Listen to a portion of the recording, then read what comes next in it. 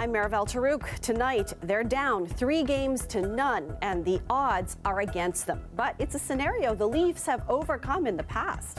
We're same position they are now, a deficit of 3-0, and then they went on to win the series and then the Stanley Cup. Just like the 1942 team, the Leafs will be trying to stave off elimination tonight. We'll have a live report from Scotiabank Arena. And he started to use inappropriate language with me, and then he threw his bike into my left side. A TTC user is speaking out tonight. She says she was assaulted at a subway station and is taking issue with how the incident was handled. Plus, the improved passport is going to have new, updated features, including state-of-the-art security features. More natural landscapes and wildlife, fewer historical moments and monuments. Canada's passport is getting a makeover. Good evening. Just 10 days removed from their emotional first-round victory over the Tampa Bay Lightning, the Toronto Maple Leafs now find themselves at the brink of elimination, down 3-0 to the Florida Panthers. Our Greg Ross is live once again outside Maple Leaf Square, where fans have gathered for Game 4. Greg, what is the sentiment ahead of this win-or-go-home game? Well, I think the key here, Marivelle, for these fans here in Maple Leaf Square is the Leafs are down, but they are not out yet. Not officially anyway, but it's not looking good. But these fans tell me you have to believe. It wasn't you that you said... gotta believe! Believe. So that's what fans are telling me out here in Maple Leaf Square. They're not giving up hope, and that blue and white spirit is being felt right now all over the city. Students at Rolfe Road Elementary didn't seem fazed at all this morning by the fact that their Leafs are trailing 3-0 in their second-round playoff series with the Panthers. Go Leafs, go! I think they can still do it. The entire school was wearing Leaf colors at this pep rally today. We're just trying to bring the excitement. But after falling down 3-0, the odds are stacked against the Leafs. Only 4 teams in the 100-plus year history of the league have come back from a 3-0 deficit in a playoff series. It has been done, and the Toronto Maple Leafs were the very first team to do it back in the early 40s. Phil Pritchard is the keeper of the cup for the Hockey Hall of Fame. He says the Leafs beat the Detroit Red Wings in the 1942 Stanley Cup final after falling down 3-0. World War II was going on. The owner of the Leafs, Conn Smythe, was overseas fighting, and that he returned for the playoffs and that to see his beloved Leafs go down 3-0, but then see them fight back and get to the final game. And Pete Langell scored the winner in the third period. They had Sil Apps on the team. They had Turk Broda, 2 of the greatest Toronto Maple Leafs ever. Hap Day was the coach of that 1942 Stanley Cup team. Kelly Massey with the Hockey Hall of Fame says he found inspiration from a young fan. A young fan had written a letter just telling them how much he loved the team, and it was so inspirational that Hap Day, the coach, then decided to read it to the team. They turned it around and became the champions in 1942. Maybe Sheldon Keefe and the 2023 version of the Toronto Maple Leafs can draw inspiration from all those students at Rolfe Road Elementary School who had that pep rally today. And how about all these fans still wearing the blue and white, not ready to give up? I mean, I have to ask, though, it's got to be nerve-wracking right now, being down 3-0, knowing that if you lose this game tonight, it's over. Yeah, 100%, but I say the boys have to come out buzzing. We got to set up the tempo early. We got to score an early one and just play from there. They have done pretty well on the road this year. You think they can pull it out and stop this losing streak tonight? Sure. They are not losing this game, right tonight. They are not losing. And I think a lot of these people are telling me, hey, you win tonight, you're back in the series, you come home for Game 5, and then they'll be back here with a chance to bring it to 3-2, and then you got a series. Yeah. And this is what we're going to do. We're going to win tonight, and we're coming back, and we're going to give it our all tonight. Let's go, Leafs. Leafs in 7! All right, well, these fans drove all the way from Windsor. They believe, as they say. And Marivelle, I'll tell you, that's how, the feeling is here. People haven't given up. It's blue and white all over downtown Toronto right now. These fans still have hope. Let's bottle up that buzz, and hopefully the team can feel that all the way down in Florida. Thank you, Greg.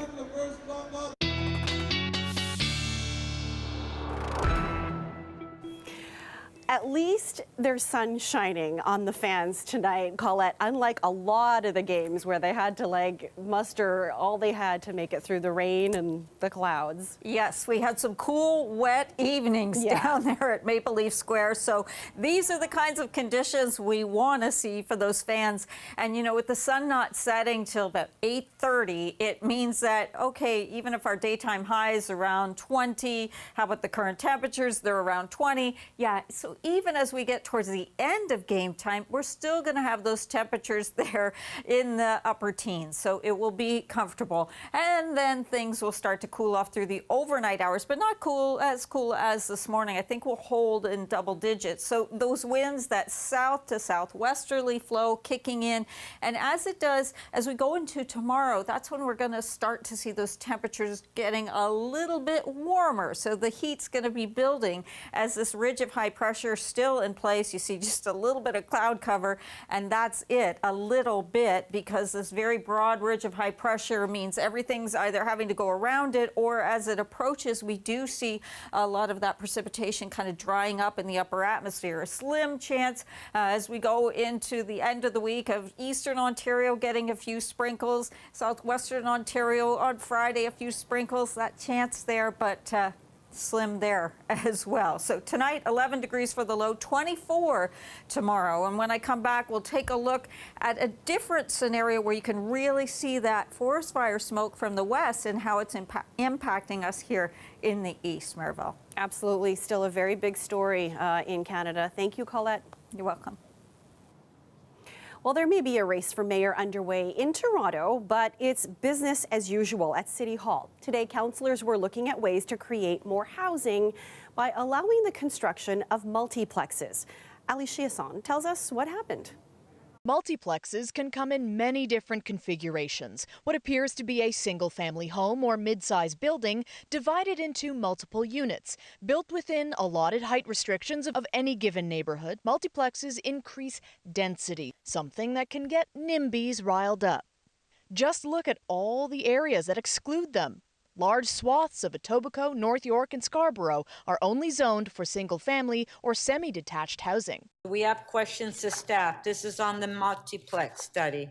Scarborough Southwest councillor Gary Crawford asked what multiplexes actually do for affordability. Now, with multiplexes, there's no guarantees that multiplexes will be necessarily affordable. By and large, this is market-driven housing.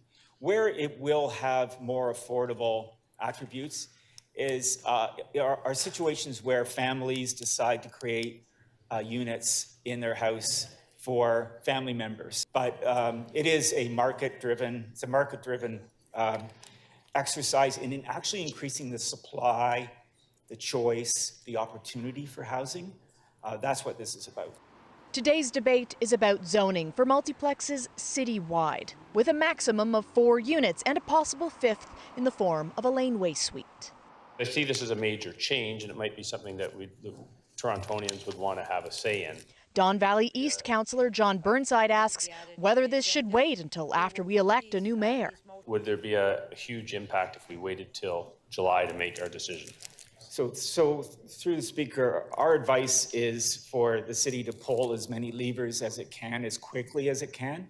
Wasting no time weighing in are the city councillors running for mayor. We will move this forward today. It is long overdue, but it will be transformative for Toronto, providing vital new housing options for Torontonians across the city. I believe that we need to move forward with providing those options and, getting rid of restrictions that really get in the way of having different price points in our neighborhoods for more people to be able to afford a home. Motions have come and gone about looking into how an influx of multiplexes might impact city infrastructure, street parking pressures, and how many trees might be impacted, as the debate about the missing middle continues. Ali Chiasson, CBC News, Toronto.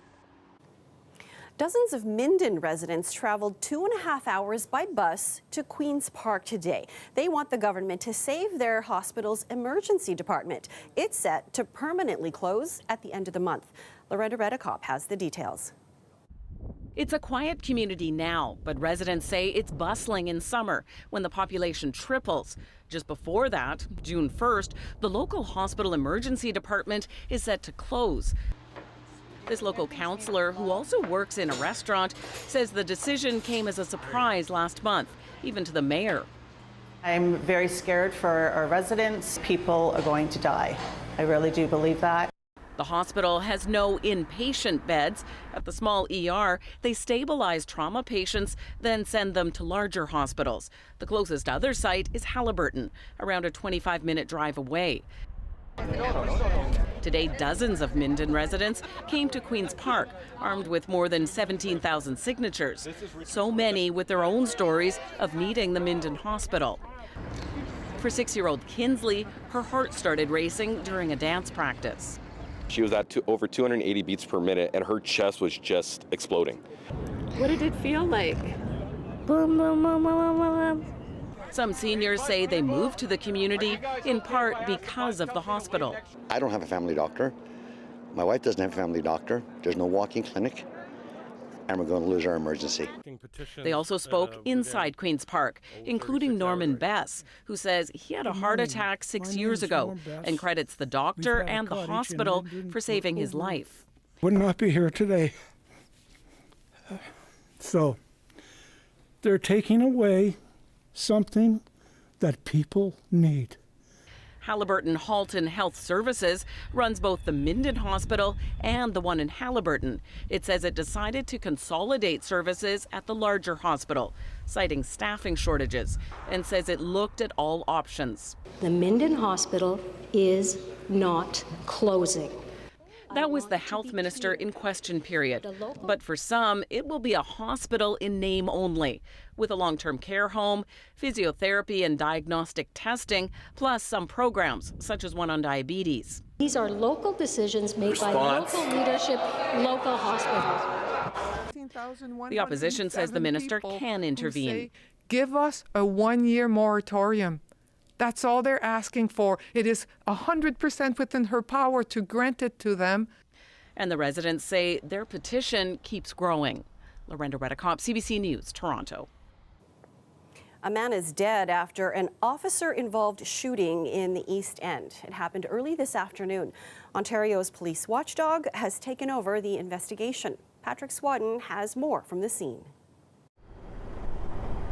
Well, Marivel, I'm here at a strip mall near Danforth and Victoria Park Avenues. Now, as you can see behind me, police have taped off a large part of the parking lot behind the Shoppers World here. And that's just where, after noon today, a police officer shot a man. Toronto police say the suspect was armed with a knife at the time. We just spoke to a witness who was at the scene. The witness says the man, who he describes as being approximately in his 40s, was distressed. Now, the witness says he alerted a police officer, but it was at this time the man with the knife began to approach the officer. Here's what the witness said happened next. When the officer approached, the man approached the officer quite quickly. The officer gave several directions to drop the weapon that was in his hand. The gentleman did not drop the weapon. At that point, the man had really sped up his walking pace. Which is when the officer pulled his firearm and gave him some further warnings to drop the weapon, but the man continued to walk at a very quick speed towards the officer, and the officer shot him twice. Now, Stavros says the officer did brandish a taser first before eventually shooting the man twice in the abdomen. He says he's an off-duty paramedic and immediately tried to resuscitate the man until more emergency personnel arrived. Now, that man was transported to hospital, but we have since learned from the Special Investigations Unit that he has died of his injuries. At this point, we don't know much else about the victim, including his identity, but the SIU has taken over the investigation, and at this time, we're just awaiting more information from them. Patrick Swadden, CBC News, Toronto. The city says the additional resources it's putting towards making the TTC safer are working, noting a decrease in the number of offenses against customers and staff in April. But as Talia Ricci reports, some riders say more needs to be done, including a woman who says she was recently assaulted and wasn't pleased with how it was handled. Julie Richardson says she was assaulted in the elevator at Broadview Station 2 weeks ago. As I tried to disembark the elevator, he wouldn't let me through, and then he threw his bike into my left side. Richardson said she reported the incident to a supervisor at her next destination and was told she'd be contacted. I didn't hear anything, and I ended up calling customer service to follow up with what had happened, and they had no idea who I was. The TTC said the supervisor did take immediate action to secure video from the elevator, but the service acknowledged there was initially some miscommunication on their end about the existence of the video, which they apologized for. The TTC says the concern was documented, but Richardson said she's unhappy with the way it was handled. The consequences of the assault could have been a lot more serious than it actually turned out to be. The city says it continues to work with the TTC and police to make the system safer, and that its recent investments and security measures are starting to show improvements, with the number of offenses against transit workers and users decreasing in the month of April. It looks like our investments are starting to pay off and things are moving in the right direction. There's many different initiatives underway. The Toronto Police continue to have a presence in our system. They have said that they are not going away. By no means do we think that the job is done. There's still a lot of work to do with respect to safety and security, but certainly the numbers are declining. That's encouraging. What is increasing is our engagement with people who are in crisis. The city says in April, more than 2,500 wellness checks were conducted in the transit system. The TTC now has 73 special constables, 50 security guards, and 20 community safety ambassadors. TTC site outreach visits increased significantly in April with 573 visits, and more mental health supports are in place too. Those who are at the table say this work will continue in the coming months, including hearing from vulnerable customers. What I'm working on for June is getting a round table, an ongoing round table with female customers.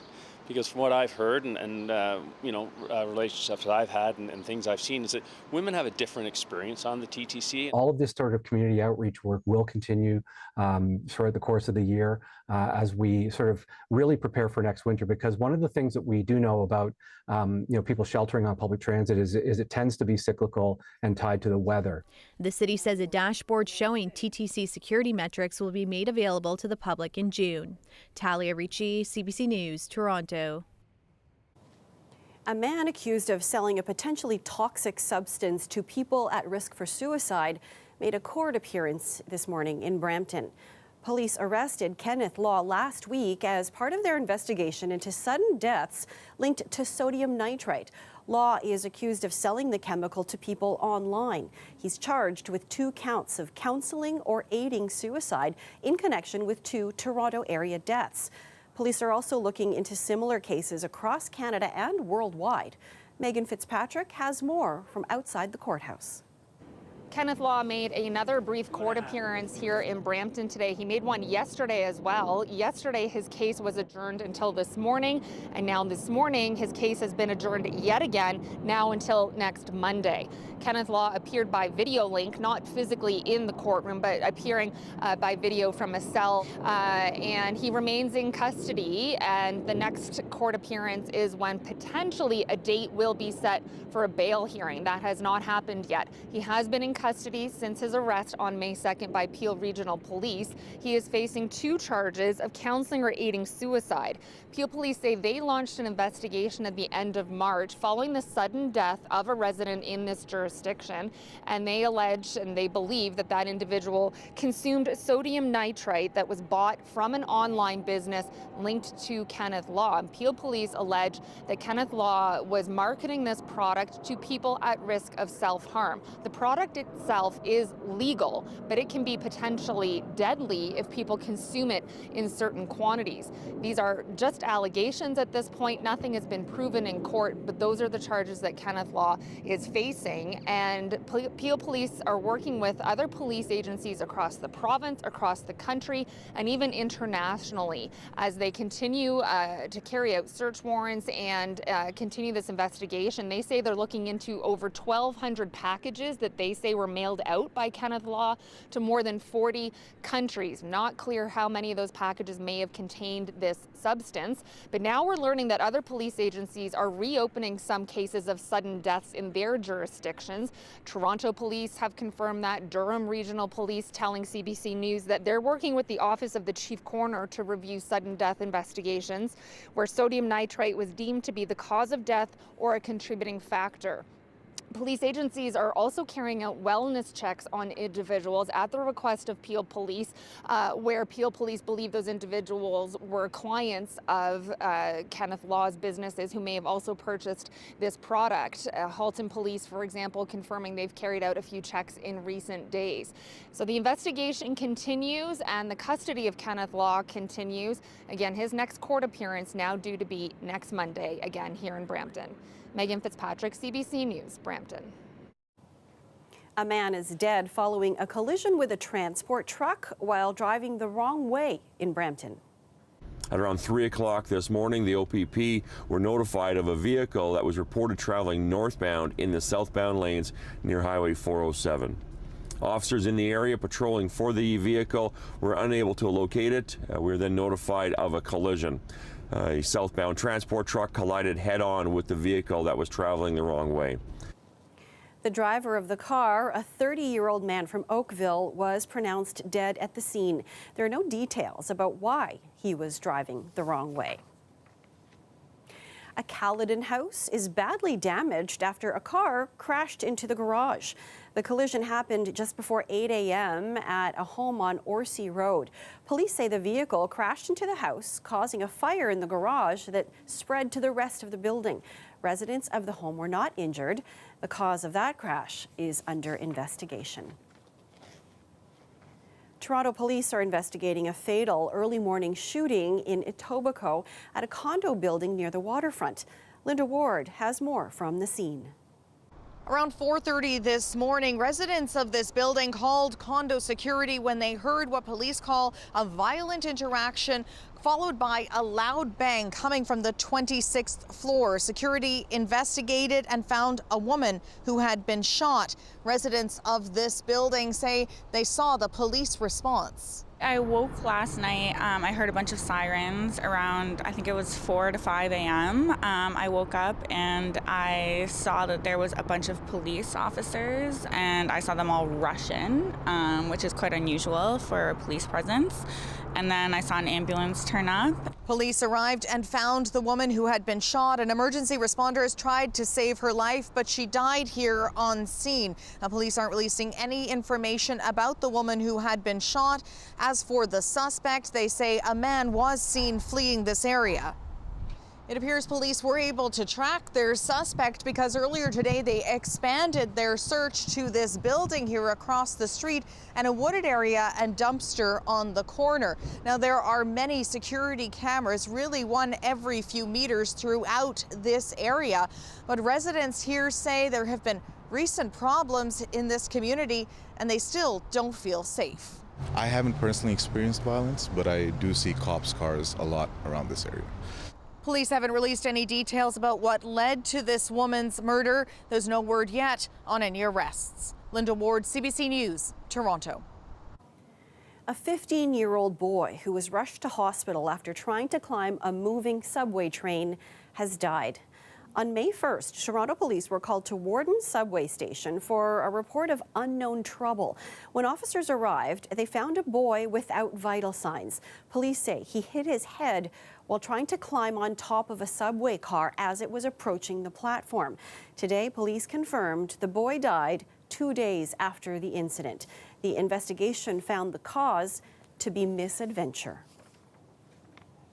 After a bitter Toronto FC loss, things got heated between local and opposing fans at BMO Field yesterday.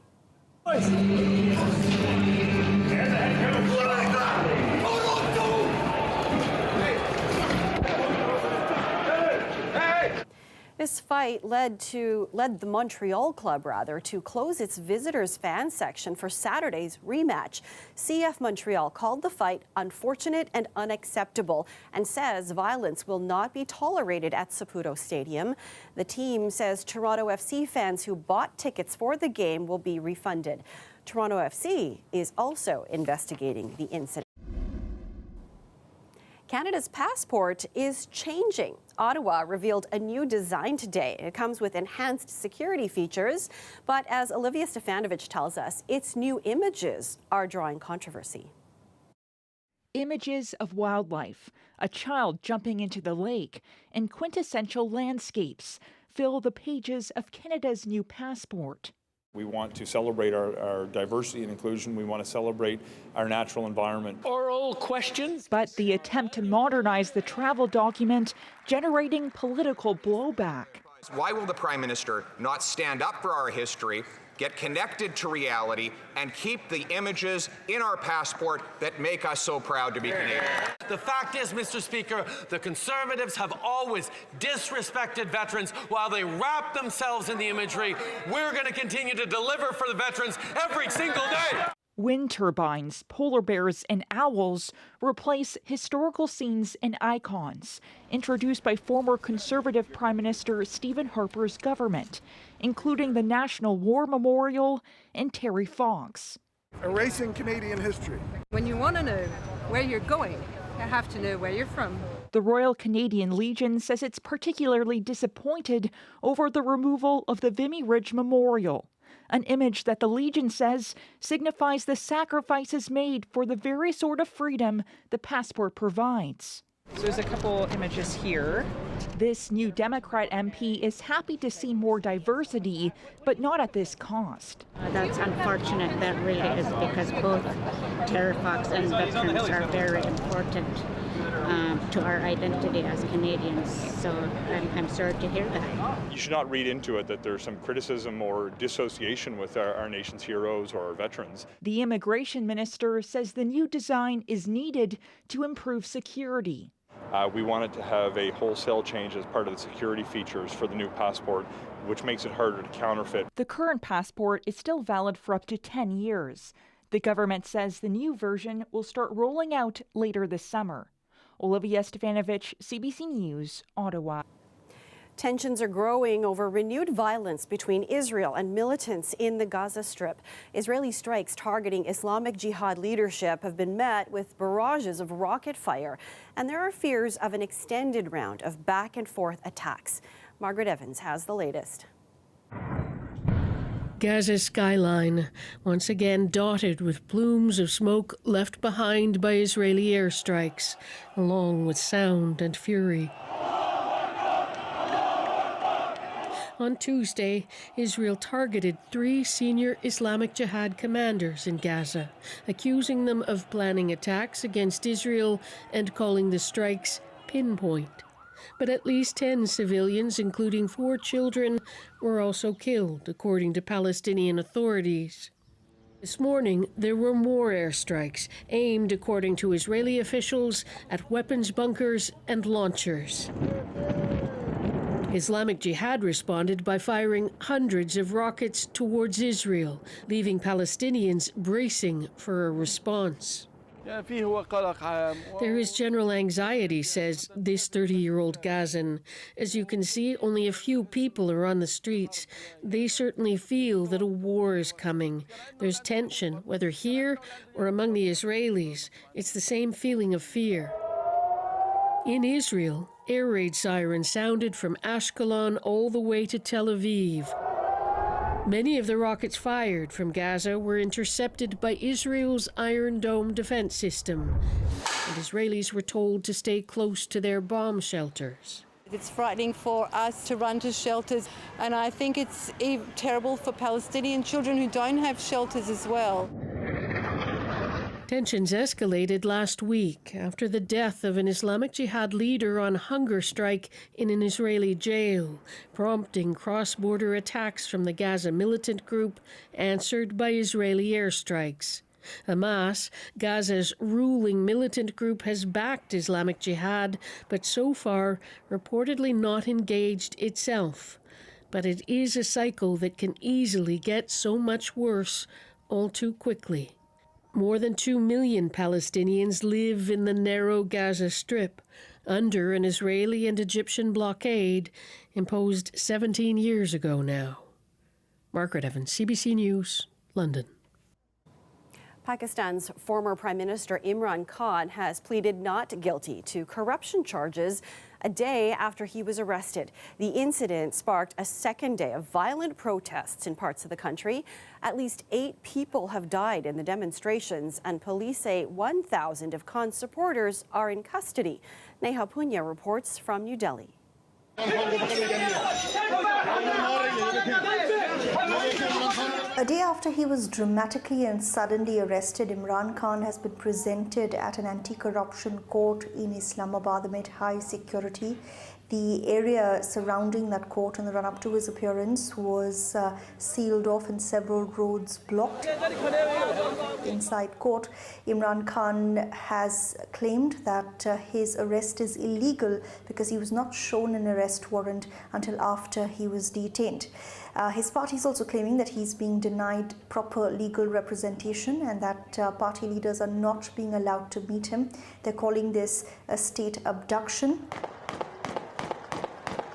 Meanwhile, protests continue across Pakistan as the country remains tense, with many demonstrators attacking military and police establishments, demanding Imran Khan be released. The army has been deployed in the state of Punjab to help maintain law and order, where 1,000 people have been arrested. The government claims that Imran Khan is inciting unrest for his own personal purposes to shield himself from a proper probe, and they also maintain that the arrest is not a political ploy, like Imran Khan is claiming. Instead, it is him being held accountable for years of corruption. Neha Punia for CBC News, New Delhi. Controversial U.S. politician George Santos has been released from custody on $500,000 bail. The New York Republican was arrested earlier today on more than a dozen federal charges. Santos is accused of fabricating large parts of his resume and life story following his election victory last year. Chris Reyes has more from New York. Long Island Republican Congressman George Santos has pleaded not guilty to 13 federal charges, including money laundering, theft of public funds, and lying to Congress. Santos is being accused of using his own company to defraud his political donors and for collecting unemployment benefits that should have gone to his constituents during the pandemic. Many in his own party asking for Santos to step down. Look, I have said repeatedly that George Santos should resign, and he should. His conduct is unbecoming, it's embarrassing, and it's disgraceful. Santos was arrested this morning and arraigned in a Long Island federal courtroom this afternoon. I don't understand where the government's getting their information, but I will present my facts. I will be giving them all, or be delivering all the finances of my company. I was delivering all my finances to them to dispel their accusation against me. A stern statement from the attorney for the U.S. Eastern District of New York, Breon Peace, wrote, "This indictment seeks to hold Santos accountable for various alleged fraudulent schemes and brazen misrepresentations, and that the allegations charge that Santos enriched himself and lied his way to the halls of Congress." Now, Santos won his New York district right here where we're standing with a very slim majority in last year's midterm elections, but several media exposés revealed that he lied throughout his campaign. Santos has admitted to lying about his Wall Street experience, his education, even his heritage. He's now been released from custody on a $500,000 bond. Chris Reyes, CBC News, New York.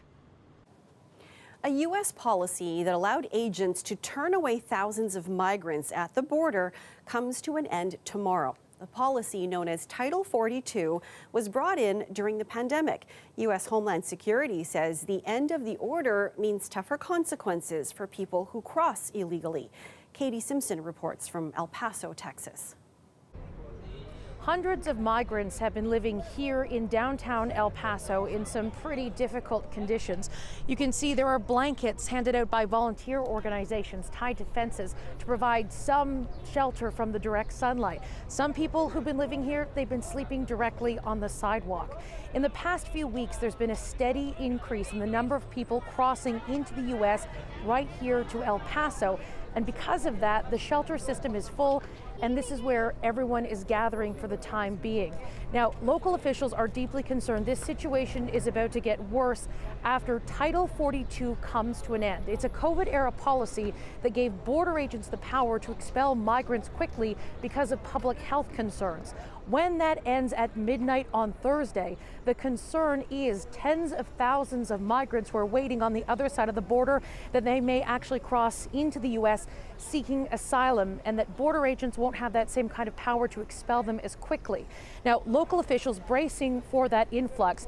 We know that border agents have actually been going around to this area, handing out flyers in Spanish, urging people to turn themselves in to local immigration authorities and to start that asylum-seeking process. They're hoping to start moving along some of the people and getting them processed so that they can deal with whatever influx happens later this week. Katie Simpson, CBC News, El Paso, Texas. The wildfire danger in Alberta remains high. Crews in parts of the province are taking advantage of a turn in the weather today. They're making some progress, but there are still 76 fires burning and 24 are deemed out of control. Katie Nicholson is near the community of Wildwood and has the latest on the situation. The eerie, smoky aftermath of raging wildfires in High Prairie, Alberta, where the ground isn't the only thing simmering. We were supposed to be evacuated, but we refused. Okay, and what did you do instead? Well, what we did is we just started fighting fire. Emotions are running high and hot over evacuations and what some say is a lackluster response. When the fire rolled across into Banana Belt, there was no boots on the ground as far as professional firefighters. Nothing. We didn't see a helicopter or a water bomber for 2 days. While in Fox Lake, Cree Nation, damage assessments bring grief. This is one of probably the toughest videos to upload. The community, he says, lost 85 homes to fire so far. Further south, about 100 kilometers west of Edmonton, some evacuation orders are lifted, even as a curtain of smoke hangs low. Coming home, prompting mixed emotions. It's exciting and it's scary as well. I didn't expect to see this much smoke coming home. And it was already burning my eyes as we were coming down the hill. That smoke, a constant reminder of the ongoing dangers in the tinder-dry conditions across the province. It also presents a danger in and of itself. The small particulate matter in the smoke irritating eyes and lungs and posing longer-term risks. The nanoparticles that get their way into the bloodstream cause effects on other organs. So one of the other things we see after these, at the time of and after these forest fires is actually an increase in emergency room visits for heart attacks and increased deaths from heart attacks. Grim news for a province where many regions are awash in smoke. This fire season already 10 times that of a normal one, and it's only just beginning. But what really has officials worried is this weekend's forecast. Temperatures set to soar, and they fear possibly help fuel these fires. Katie Nicholson, CBC News, Wildwood, Alberta. So let's pick up on that, Colette. This situation with the smoke, really dangerous for those very close to it, but it's also having an impact right here. Yeah, that's exactly it. That the danger in terms of inhaling it and the air quality statements are there closer to the source with the fires burning in BC and into Alberta, and you can see air quality statements into Saskatchewan as well. But some of that smoke also gets picked up by the upper winds into mid-levels and upper levels of the atmosphere, and it travels. It takes some time, but it does make its way eastward towards us as those prevailing winds start to push in our direction. So I'm simplifying things here a little bit. That's why smoke is in quotes, smoke in the atmosphere. Really, what this product I'm showing you is looking at is black carbon in the atmosphere, okay? You can think of that also as soot, right? So seeing our source area here, how it's traveled, again, this is going back like over about a week into NWT, Nunavut, back down towards James Bay, into southern Quebec, and where else? Of course, to our neck of the woods here into southern Ontario. And some of that concentration, we saw two sort of plumes that had come into eastern Ontario and today closer to the London area as well. Again, keeping in mind, this is above us in the atmosphere, so it's not so much a concern with breathing, but it has an impact on our sunsets. We're seeing those particles, making sure they're refracting all that light from the sun and these sorts of things. And the hazy, milky skies that we get, we'll be seeing those for a few days yet as our ridge of high pressure and more stagnant air is kind of in place here. Current temperatures, they look like this, very pleasant readings. At this hour, we're still looking at temperatures either seasonal or a little bit above. I called this yesterday the no precipitation forecast. Well, there's a few little caveats here. A slight chance to get a sprinkle into eastern Ontario, very slight chance into Thursday. Friday afternoon, there'll be a slight chance into southwestern Ontario, and that's really where the risk area is going to be. We stay dry through the Golden Horseshoe area. Overnight temperatures, again, we dip to, say, 11 to 10 degrees through the overnight, but we pick up so quickly because, you know what, Marivelle, our sun is getting up now before 6 a.m., that sunrise. So there you have it. And a little later, too. It's all coming together. Call Yes. it. You got it. Thank you. We'll be right back. A pup named after a famous performer has won Best in Show at this year's Westminster Kennel Club Dog Show. Best in Show tonight is the PBGB. It's Buddy Holly. Buddy Holly, a Petit Basset Griffon Vendéen, or a PBGV, as she said, won the top prize. 2,500 dogs competed for the trophy. The judges were won over by his confidence and calm demeanor. Buddy Holly's handler and co-owner Janice Hayes says he is the epitome of a show dog because nothing bothers him. He's named after a rock and roll legend, and now you know he's going to not fade away anytime soon. And while not every competitor left with a ribbon, their owners were proud of their pooches and thrilled with the experience. Show me love. Show me love. It takes a lot, but this is something I love, and it takes months of preparations, years of preparations. Champions are born. They're not made. He was born the champion. Keeping the coat clean, nails trimmed, and just make sure that they're happy and they're in a good frame when they go into the ring. This is Pink's retirement show. So we're going to have a good time just putting our best foot forward and enjoying ourselves. Absolutely incredible. Like, breathtaking. This is in this stadium, this venue with all these people, all these good dogs. It's unbelievable. Unfortunately, we didn't place or win anything, but we had a lot of fun. He was staring at everything outside the ring.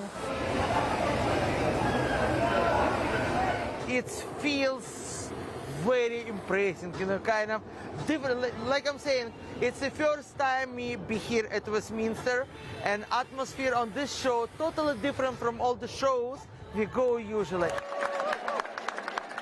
We come to get the job done. Win or lose, we already won. Just being here, we already won. Okay, we are mere minutes away from puck drop for Game 4 against the Florida Panthers, where the Leafs are hoping to avoid the sweep. Let's get right back out to Greg Ross, who's outside Maple Leaf Square tonight. Greg, what's the level of confidence out there? Well, I'll tell you what, I think there's a lot of nerves, Maribel. There's no doubt about that. But in terms of confidence, I think people are confident that the Leafs can win this game tonight. And I'll tell you what, I wasn't sure what kind of crowd to expect here in Maple Leaf Square tonight. I mean, with the fact that the team is trailing 3 games to none in this series. But there are probably 3,000 fans here in the square, and it goes all the way down Brentner Boulevard. They put up a second screen again today, and there are fans that are back there on the other side of York Street. So they have come out, obviously expecting that the Leafs can do this. These guys came all the way from Windsor, and you're still feeling confident they can do it. Be Leaf, you gotta be Leaf, be Leaf. Well, then Andrew over here, you're obviously a big Leaf fan, but the big guys haven't been scoring for the Leafs. No, they have not, but I think they're going to figure it out tonight, and they just got to play good to win this game, and just one game at a time, and we'll see them in Game 7. Yeah, when you think of the big guns, I'm talking about Austin Matthews, Mitch Marner, William Nylander, John Tavares. None of them have scored in this series. They're definitely going to have to find a way to score goals to give this team a chance. And of course, Joseph Woll, the guy who came in as the backup netminder in Game 3, will be between the pipes tonight for the Leafs. Are you confident that Joseph Woll can get the job done? 100%. 100%. So the confidence is still here. It is do or die for the Leafs tonight, Maribel. They have to win to keep their playoff hopes alive. If they lose, these fans are going to have to find another team to cheer for the rest of these playoffs. And for tonight, this is what we're going to hear from them. Greg, thank you for that. Right now, it doesn't seem like much can rain on their parade, but the game hasn't started yet, Colette. No, and precipitation-wise, we're good. Okay, we're got going that. to be okay. I'm headed down that way myself, and I am not taking an umbrella, I'll tell you that. 20 degrees there right now. Overnight tonight, though, we're looking at clear skies, 11 degrees, 10 to 11 for the overnight low. And then tomorrow, yes, some hazy conditions, that kind of milky sky at times, but still a high even warmer than today. We're pushing towards those mid-20s. Seasonal at this time of year, about 18, so more than 5 degrees above seasonal. Friday, 26, kind of variable skies Friday and into Saturday. And then for Sunday, some clouds early, but probably seeing those actually receding and getting into more sunshine there for Mother's Day, with a slim chance of showers Sunday night. And that's it in this 5-day. Well, there'll be lots of love to go around on Mother's Day. Thanks, right. Colette. You're welcome. And that's our show for you tonight. Quickly, let's head back out to Maple Leaf Square and leave it with the fans. Tonight, Puck Drop is next. Go Leafs, go.